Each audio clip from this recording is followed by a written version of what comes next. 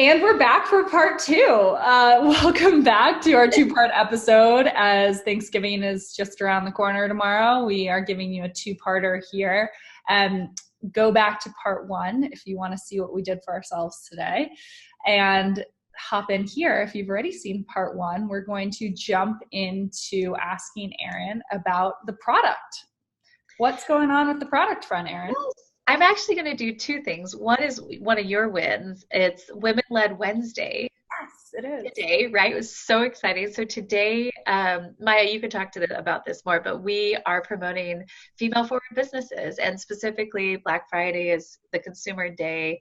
But this group is so amazing. They're all focused on promoting women-led businesses during the holiday season. My mother saw this post and she's like, I'm doing all my shopping with female-forward businesses, female-owned businesses. And this one directory that we partnered with, you can access it through the app. They've got 300 women-led businesses on their directory alone, which is awesome. And I feel like we always have that conversation of like, well, I want to feel good about purchases. I'm like super frugal. Like I don't like spending money on anything. Like I could not eat for 2 days if like John wasn't in my life, just to not spend money. Yeah. And, but you know, if you're going to go make a purchase, like why wouldn't you help another sister out? And I love that there's finally a directory to just access all of that information. And it's not sponsored. Like it's literally anybody that wants to have their brand that's a female-led business on the directory.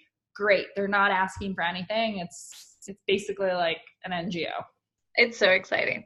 And so, and on that note, like our challenge is, can you shop all female forward businesses or female led or female forward businesses this season? I'm going to try my best. I'm going to try my best too. I think we should try and women led, hashtag women led. Hashtag women led this whole 2019 holiday season. Yeah. I mean, you know, you can also just do your research and then get the deal on Amazon. We're not telling you that, you know. Yeah. Do your thing. But by purchasing that product on Amazon, that brand gets a kickback too. Totally. Yeah. And the point of the director is just to make your life easier. Like you could go research it, but it's a lot of work. Yeah, don't do that. Go to the directory. Support Women-led Wednesday. Yeah.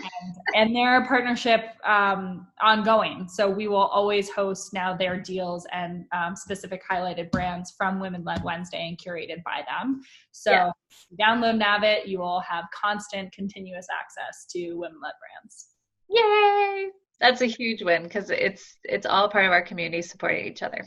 So Maya, what's our finance topic today? So I'm really excited that I get to call on to the finance topic today. Typically that's a job devoted to you. And I want to talk about kind of a more macro topic in finances, which is giving. So just as we're talking through the holiday season and supporting women-led businesses, there's also a group of people that like to donate to different types of organizations during the holiday season, which is awesome.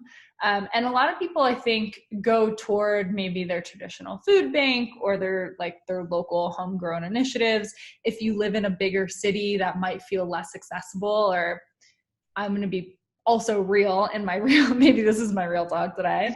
I find a growing number of these larger institutions to be less and less trustworthy, whether or not that be hiccups in the news, or I just don't feel secure in where my money, even if it's like $20, is going.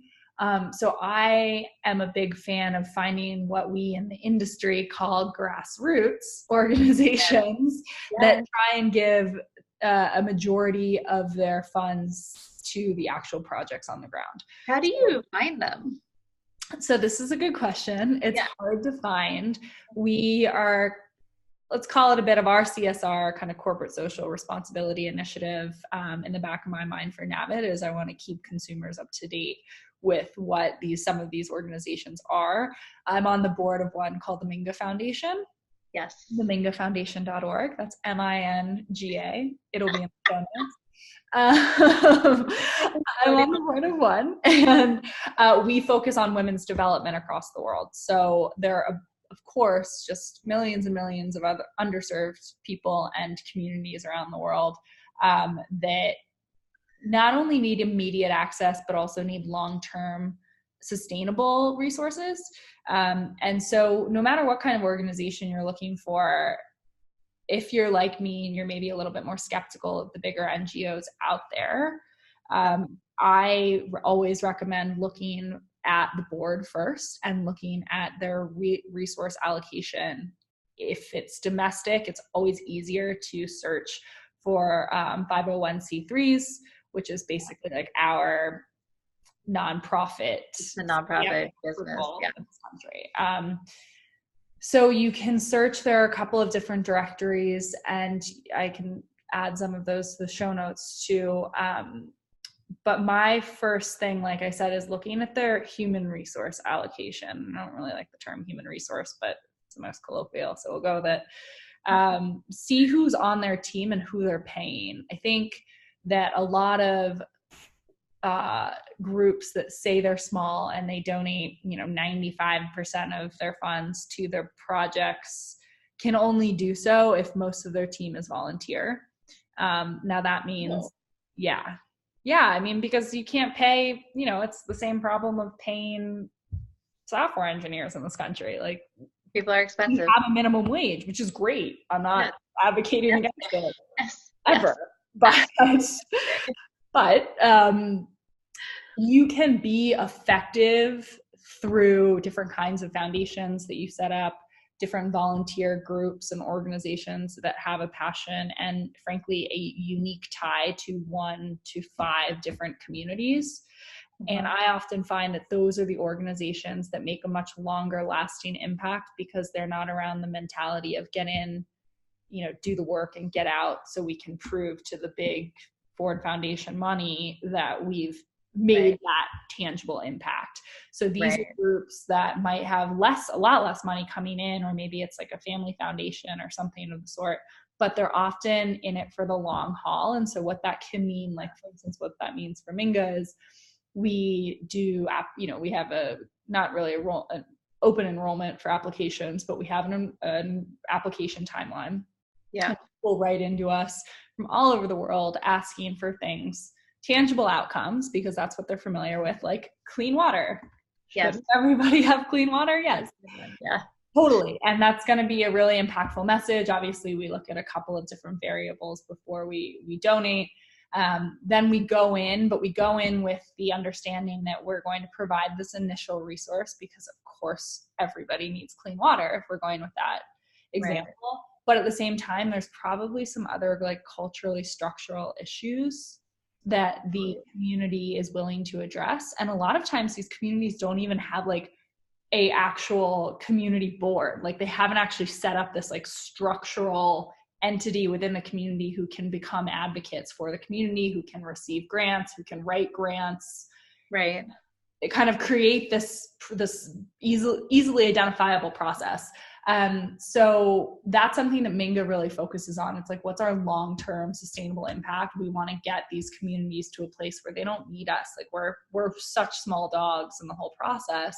Yeah. We want to set them up for success so that they can go out then and write to the Rockefeller Foundation or the Ford Foundation for some serious money to then work on those tangible goals. But if you don't have a community resource set up, if you don't have like a community foundation or whatever your organization might be, then you don't have definitive actors in that community who are advocating for you.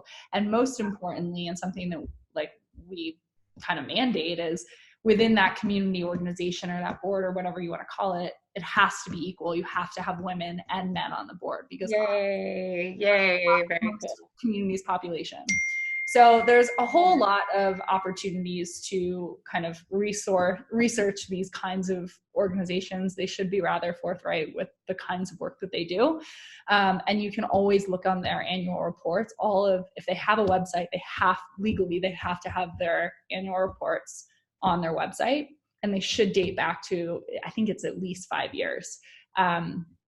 And then just comment below and ask me questions, and I would love to answer a couple more of them so I don't keep talking and bore you. But yes, think about social giving. And also, I'll do a quick plug-in. I don't love Bezos, but Amazon Smile is a real thing. Oh, So yeah. if you are shopping on Amazon this holiday season, even if it's like me for last minute paper napkins and plates, Yes. you can connect an Amazon Smile account. So they basically allocate X amount of the purchase to a foundation of your choosing. The Mingo Foundation is on Amazon Smile. Plug in. I'm done talking. Erin, let's quickly wrap up with your real talk of the day.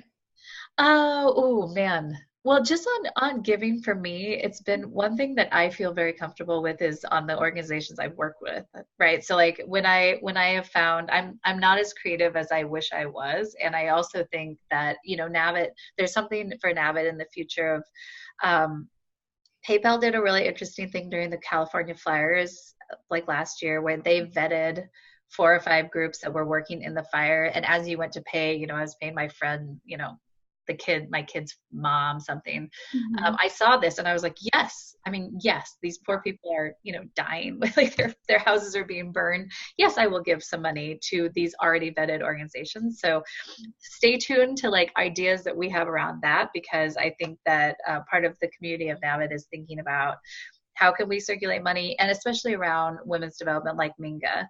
Like we are so lucky to have been born in this country, and we, like the two of us are white women born in this country, but I think any woman born in this country at this time in 2019, after the women's rights, of the 60s and 70s, we have access to labor markets. No matter what our race, it's not fair. It's not equal across race and gender, but it's definitely, I've worked in developing countries around the world where women can't own property still. They can't access a car.